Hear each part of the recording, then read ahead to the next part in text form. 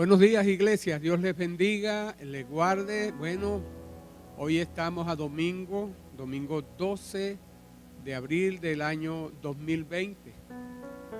Ya tenemos 28 días de cuarentena. Hoy es el día 28 de la cuarentena. Y orando a Dios por esta situación, creyendo que en su momento Dios dará la salida. Aún todavía estamos en crisis. Acá en Venezuela estamos esperando que Dios tome completamente control de todas las cosas, aunque sabemos que Él tiene control. Y estamos en esa espera, creyéndole a Dios. Así que mi hermano hoy y mis hermanas, hoy tenemos una palabra que quiero compartir con ustedes. Y tiene que ver con el pueblo de Israel. Tiene que ver con Israel en los tiempos de Moisés, allá en el año de 1450 a.C. Nos ubicamos en la salida del pueblo de Israel, de Ramesés de Sucot, en el tiempo en que los egipcios le entregaron toda la joya y todos los enseres y ellos salieron con mano alzada, que Dios les dio la salida. De la noche a la mañana, de haber estado 430 años esclavizados, llegan a ser un pueblo con riqueza. Y de allí pues salen a atravesar el Mar Rojo. Todos sabemos lo que pasó allí, todos sabemos cómo Dios se glorificó allí. Y se dirigían hacia el monte de Sinaí. En el monte de Sinaí Dios iba a bendecirles. Yahvé de los ejércitos le iba a bendecir. Y en ese momento, precisamente cuando están allí cerca del monte de Sinaí, le dice le dice Dios a Moisés que subiera él y subiera Nadab, Abiú y 70 de los ancianos de Israel, también Josué, y le dijo que se acercaran a la montaña, que se acercaran al monte, y que después él llamaría a Moisés a sola para que estuviera con él. Dice en Éxodo 24, versículo 12, dice: entonces Jehová dijo a Moisés: sube a mi monte y espera allá, y te daré las tablas de piedra y la ley y mandamientos que he escrito para enseñarle. Padre, en el nombre de Jesús te damos gracias por esta palabra que vamos a estar considerando en esta mañana. Pido, mi Dios, la revelación a cada corazón. Revélate tú a cada corazón, habla a cada corazón, bendice nuestras vidas, Señor, y danos entendimiento de lo que tú deseas en cada uno de nosotros. Amén, amén y amén. Y dice la palabra en el versículo 18: entonces Jehová dijo a Moisés: sube a mi monte y espera allá, y te daré tablas de piedra y la ley y mandamiento que he escrito para enseñar. Y entró Moisés, este es el versículo 18, y entró Moisés en medio de la nube, subió al monte, y estuvo Moisés en el monte 40 días y 40 noches. Y estando allí, pues ya comienza la conversación con Dios, y Dios comienza a darles instrucciones. ¿Qué instrucciones le estaba dando? Bueno, le estaba dando instrucciones acerca de lo que iba a hacer con su pueblo.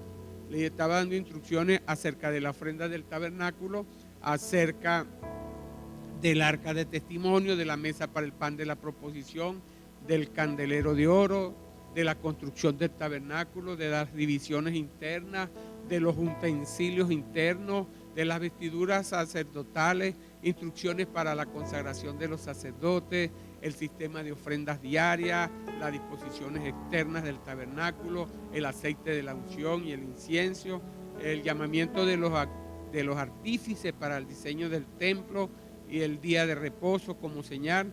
Y además de eso, le hace entrega a Moisés de las tablas de piedras escritas por el dedo de Dios. Para esto le había llamado Dios que subiera al monte, ¿verdad? Y bueno, a partir de allí comenzamos la lectura en el libro de Éxodo, capítulo 32. Quiero compartir con ustedes esta lectura. Dice la palabra: viendo el pueblo que Moisés tardaba en descender del monte, se acercaron entonces a Aarón y les dijeron: levántate, haznos dioses que vayan delante de nosotros, porque a este Moisés, el varón que nos sacó de la tierra de Egipto, no sabemos qué le haya acontecido. Y Aarón les dijo: apartad los zarcillos de oro que están en las orejas de vuestras mujeres, de vuestros hijos y de vuestras hijas, y traédmelo. Entonces todo el pueblo apartó los zarcillos de oro que tenían en sus orejas y lo trajeron a Aarón, y él los tomó de las manos de ellos y le dio forma con buril e hizo de ellos un becerro de fundición. Entonces dijeron: Israel, estos son tus dioses que te sacaron de la tierra de Egipto. Y viendo esto, Aarón edificó un altar delante del becerro y pregonó a Aarón y dijo: mañana será fiesta para Jehová. Y al día siguiente madrugaron y ofrecieron holocausto y se presentaron ofrenda de paz, y se sentó el pueblo a comer y a beber y se levantó a regocijarse. Entonces Jehová dijo a Moisés: anda, desciende, porque tu pueblo que sacaste de la tierra de Egipto se ha corrompido. Pronto se han apartado del camino que yo les mandé, se han hecho un becerro de fundición y lo han adorado y le han ofrecido sacrificio. Y han dicho: Israel, estos son tus dioses que te sacaron de la tierra de Egipto. Dijo más Jehová a Moisés: yo he visto a este pueblo, que por cierto es pueblo de dura cerviz. Ahora pues, déjame que se encienda mi ira en ellos y los consuma, y haré de ti una nación grande. Y pasando al versículo 15, dice acá la palabra: y volvió Moisés y descendió del monte, trayendo en su mano las dos tablas del testimonio, las tablas escritas por ambos lados, de uno y de otro lado estaban escritas, y las tablas eran obra de Dios, y la escritura era escritura de Dios grabada sobre las tablas. Cuando oyó Josué el clamor del pueblo que gritaba, dijo a Moisés: alarido de pelea hay en el campamento. Y él respondió: no es voz de alarido de fuerte, ni voz de alarido de débiles, voz de cantar oigo yo. Y aconteció que cuando él llegó al campamento y vio el becerro y las danzas, ardió la ira de Moisés, y arrojó las tablas de sus manos y las quebró al pie del monte. Y tomó el becerro que habían hecho y lo quemó en el fuego y lo molió hasta reducirlo a polvo, que esparció sobre las aguas, y lo dio a beber a los hijos de Israel. Y dijo Moisés a Aarón: ¿qué te ha hecho este pueblo que has traído sobre él tan gran pecado? Y respondió Aarón: no se enoje mi señor, tú conoces al pueblo que es inclinado al mar, porque me dijeron: haznos dioses que vayan delante de nosotros, porque este Moisés, el varón que nos sacó de la tierra de Egipto, no sabemos qué le haya acontecido. Y yo le respondí: ¿quién tiene oro? Apartarlo. Y me lo dieron y lo eché en el fuego y salió este becerro. Y viendo Moisés que el pueblo estaba desenfrenado, porque Aarón lo había permitido para vergüenza entre sus enemigos, se puso Moisés a la puerta del campamento y dijo: ¿quién está por Jehová? Júntese conmigo. Y se juntaron con él todos los hijos de Leví. Y él les dijo: así ha dicho Jehová, el Dios de Israel: poned cada uno su espada sobre su muslo, pasad y volved de puerta a puerta por el campamento, y matad cada uno a su hermano, y a su amigo, y a su pariente. Y los hijos de Leví lo hicieron conforme al dicho de Moisés, y cayeron del pueblo en aquel día como 3,000 hombres. Entonces Moisés dijo: hoy os habéis consagrado a Jehová, pues cada uno se ha consagrado en su hijo, en su hermano, para que él dé bendición hoy sobre vosotros.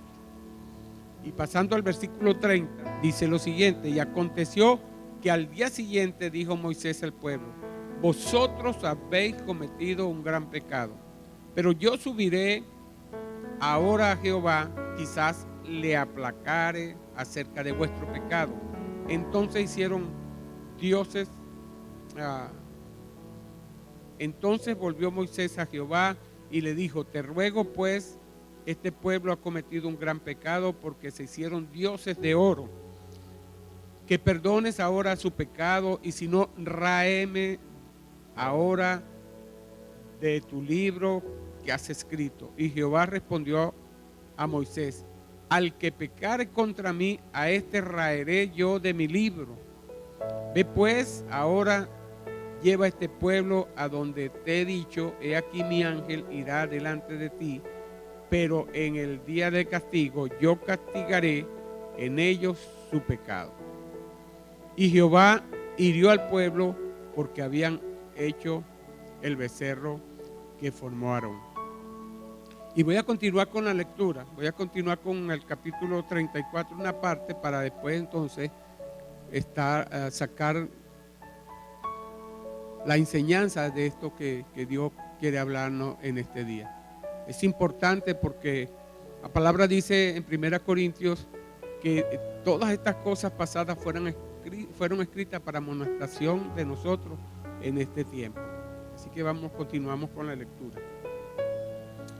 Y Jehová dijo a Moisés: alízate 2 tablas de piedra como las primeras, y escribiré sobre esas tablas las palabras que estaban en las tablas primeras que quebraste. Prepárate pues para mañana y sube de mañana al monte de Sinaí y preséntate ante mí sobre la cumbre del monte. Y no suba hombre contigo, ni parezca alguno en todo el monte, ni oveja ni bueyes pascan delante del monte. Y Moisés alisó 2 tablas de piedra como las primeras, y se levantó de mañana y subió al monte Sinaí como le mandó Jehová, y llevó en su mano las 2 tablas de piedra. Y Jehová descendió en la nube y estuvo allí con él proclamando el nombre de Jehová. Y pasando Jehová por delante de él, proclamó: Jehová, Jehová, fuerte, misericordioso y piadoso, tardo para la ira y grande en misericordia y verdad, que guarda misericordia a millares, que perdona la iniquidad, la rebelión y el pecado, y que de ningún modo tendrá por inocente al malvado, que visita la iniquidad de los padres sobre los hijos y sobre los hijos de los hijos hasta la 3ª y 4ª generación. Entonces Moisés, apresurándose, bajó la cabeza hacia el suelo y adoró, y dijo: sí, ahora, Señor, he hallado gracia en tus ojos. Vaya ahora el Señor en medio de nosotros, porque es un pueblo de dura cerviz, y perdona nuestra iniquidad y nuestro pecado, y tómanos por heredad. Y él contestó: he aquí, yo hago pacto delante de todo tu pueblo, haré maravillas que no han sido hechas en toda la tierra ni en nación alguna, y verá todo el pueblo en medio del cual estás tú, la obra de Jehová, porque será cosa tremenda la que yo haré contigo. La historia de Israel, apenas habían salido de la esclavitud. Egipto representó por 430 años esclavitud para Israel, el oprobio para el pueblo de Israel. Y este pueblo sale con una gran victoria. Sin embargo, apenas cuando están allí en el monte Sinaí y que se ausenta el líder, se ausenta el que los guiaba para recibir las instrucciones de Dios que iba a dar para este gran pueblo que iba a hacer, este pueblo se desenfrena. Se desenfrena porque como habían pasado 40 días, empezaron a dudar de Dios, empezaron a dudar tal vez de las proezas, o se le olvidó tan rápidamente las proezas que hizo Dios para sacarlo de la esclavitud. ¿Y qué hacen? Bueno, mire, lo primero que el pueblo busca, la manera, es hacer un becerro de oro. Volvieron a lo que vieron, a la vieja costumbre. Creo que ellos vieron en Egipto, porque en Egipto era un pueblo idólatra y adoraban a un dios, y la figura que hacían era de un toro, al dios Hapi. O puede ser también en el caso de Aarón, donde él vivió, pues el común denominador era adorar antiguamente a las deidades y utilizaban figuras de animales. Lo cierto es que ellos hacen esto y dicen que es Dios. Dicen que es Jehová de los ejércitos.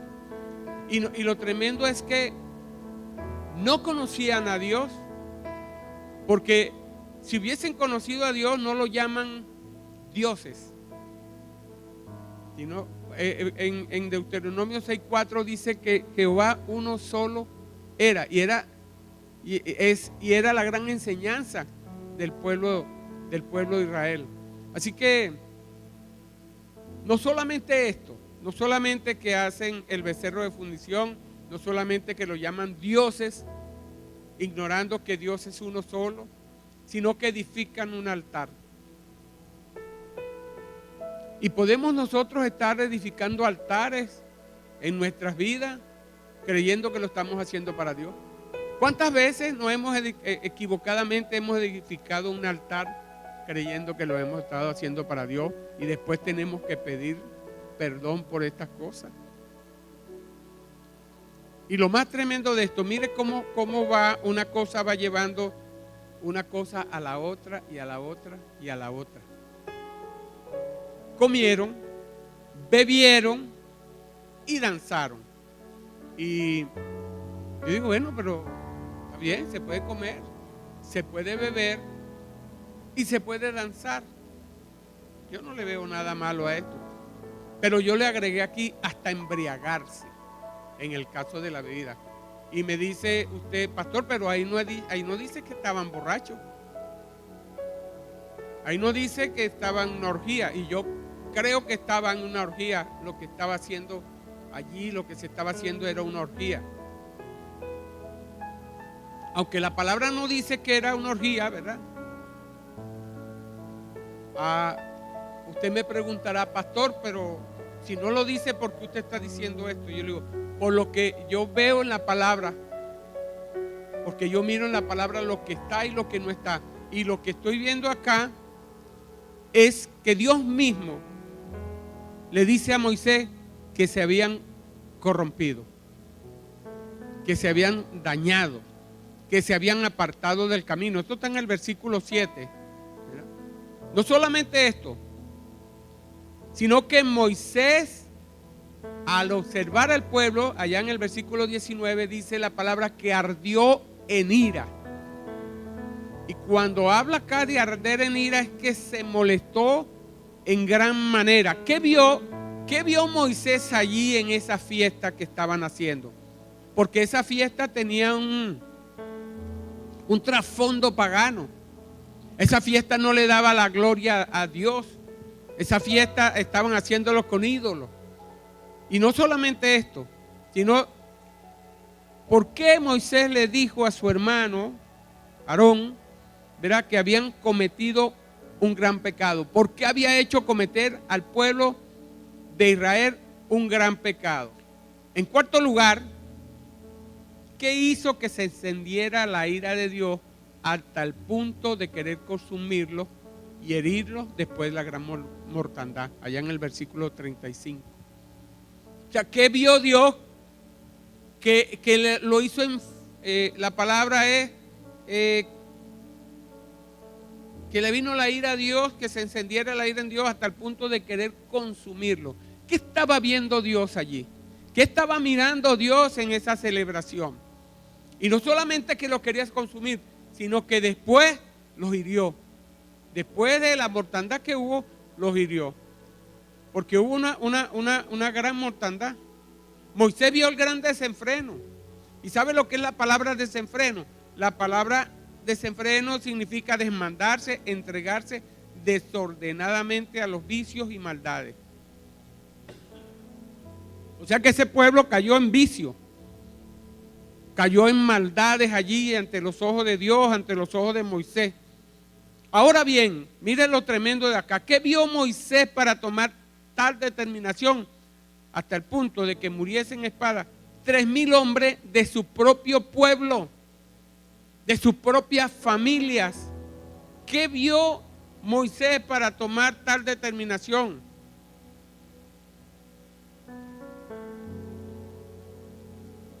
Y mire lo que dice en el versículo 34. Ve pues ahora, esto lo está diciendo Dios a Moisés, lleva a este pueblo donde te he dicho, he aquí mi ángel irá delante de ti, pero en el día del castigo yo castigaré su pecado. Y me llama también la atención cuando Dios le dice, cuando Moisés le dice que si había pecado que lo exterminara pues a él. Y él dice que no, que él raería a aquel que había pecado y que no iba a dar por inocente al culpable. Aquí yo veo que este pueblo primeramente no pudo entender la tardanza de Moisés. Y esto le permitió que se desesperaran porque no tuvieron fe en aquel que los llamó. No pudieron discernir a causa de su inmadurez espiritual que el retraso de Moisés obedecía a la gran bendición que redundaría en sus vidas. No supieron esperar y venía una gran bendición para este pueblo. Y esto es una gran lección para uno hoy en día, porque si conociéramos a profundidad el carácter del Señor, aprenderíamos o tuviéramos la suficiente madurez para entender cómo manejar los retrasos ordenados de nuestro Dios. Si nosotros permitimos que la tardanza nos inquiete o nos angustie, tarde o temprano nos harán caer en pecado. Dios espera de cada uno de nosotros que tengamos un lapso de resignación en la fe, que esperemos resignadamente en el Señor, que esperemos en Él. De lo contrario, entonces reaccionaremos de una manera mala a sus tardanzas, las cuales Él tiene dispuesta esa tardanza con propósito. Y tal es el caso, tal vez hago un paréntesis acá, el caso que estamos viviendo hoy en Venezuela, en nuestro país, en el mundo. Pareciera que esto no va a acabar y pareciera que se va a empeorar. ¿Y dónde, pregunto yo, y dónde está Dios? ¿Por qué no esperamos en Dios? ¿Por qué no desesperamos? ¿Por qué no somos pacientes?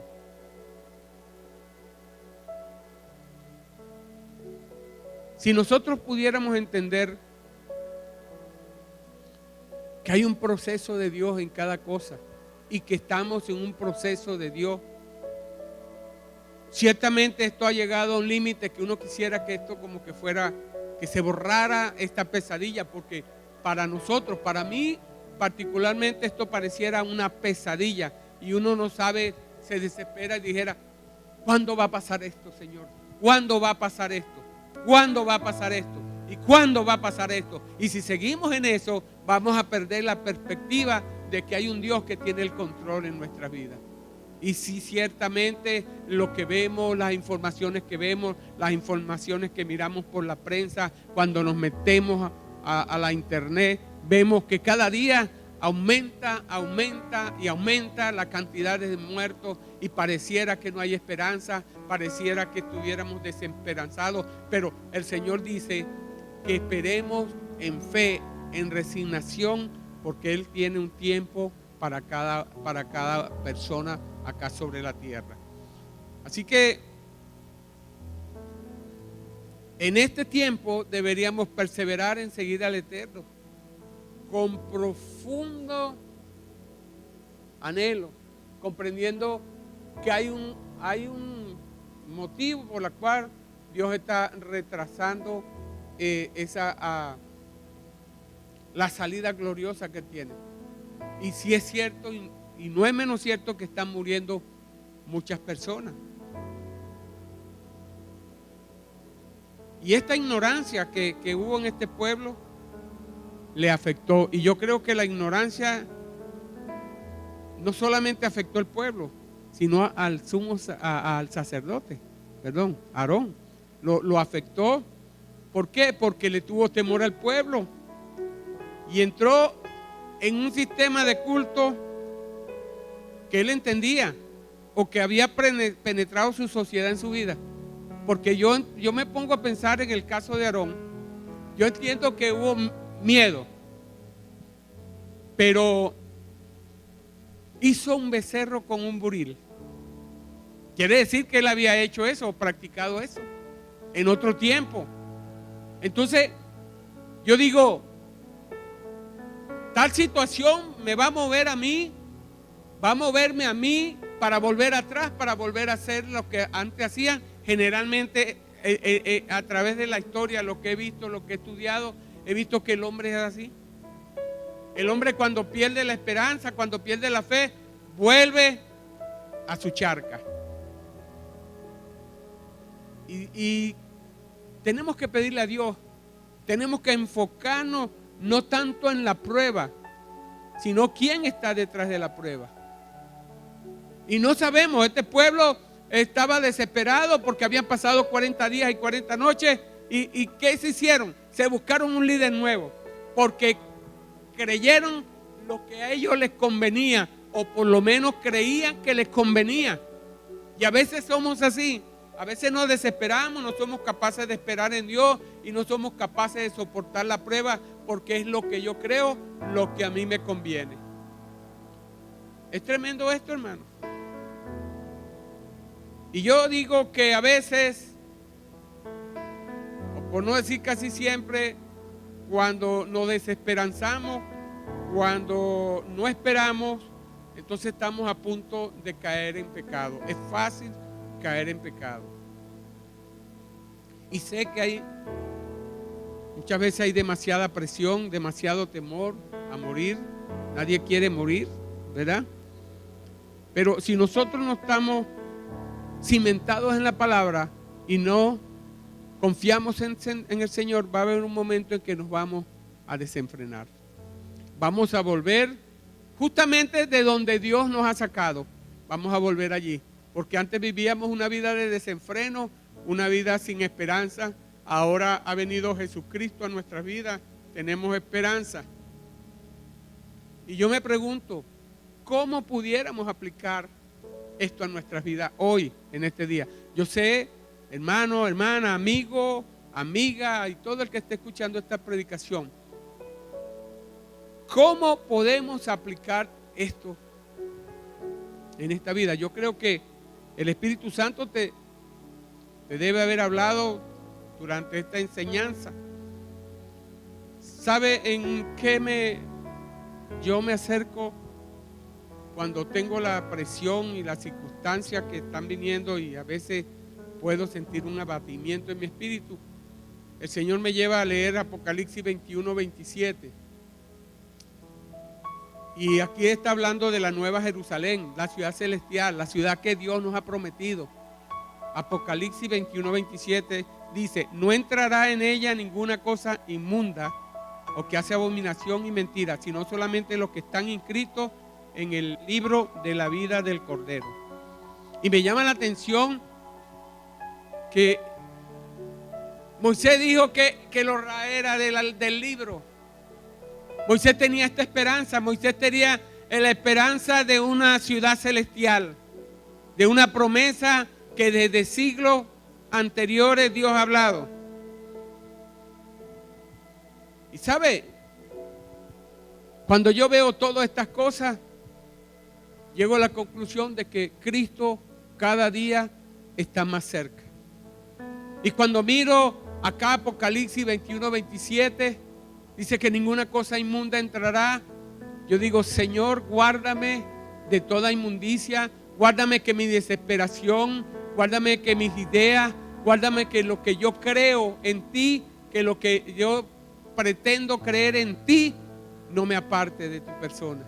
Que no haya en mi egoísmo, no haya un egoísmo en mí, pretendiendo poner a Dios como mi mayordomo, poner a Dios como que me tiene que cumplir todas las cosas.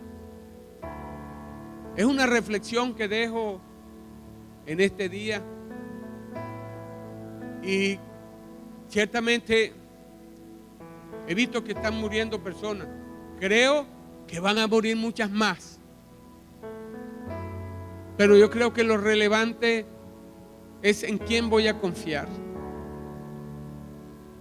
Porque Dios nos ha prometido una vida eterna. Y los que creemos en el Señor sabemos que sea en la vida le damos la gloria a Dios y en la muerte estaremos con Él. Y esto al que cree le va a dar paz. Al que cree, dice la palabra de Dios, todo le es posible. Señor, guárdanos en este tiempo de crisis.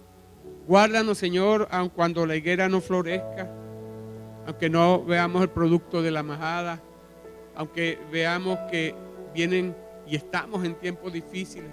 Y creo que van a venir días difíciles para acá, para Venezuela creo que van a venir días difíciles. Pero estoy convencido de que ni la muerte, ni lo alto, ni lo bajo, ni lo porvenir podrá separarnos del amor del Señor que es en Cristo Jesús. Iglesia, pueblo, busquen al Señor mientras pueda ser hallado. Buscarle porque Él es la respuesta a toda esta situación. Que Dios los bendiga, les guarde y les favorezca de una manera sobrenatural. A todo el que ha escuchado esta palabra, que vaya una bendición poderosa. Confiar en el Señor. Confiar en el que hizo los cielos y la tierra. Confiar en el Todopoderoso. Confiar en el gran Shaddai. Confiar al que tiene vida en sí mismo, al que te puede dar vida. Aunque estés muerto, Él te puede dar vida. Que Dios te bendiga.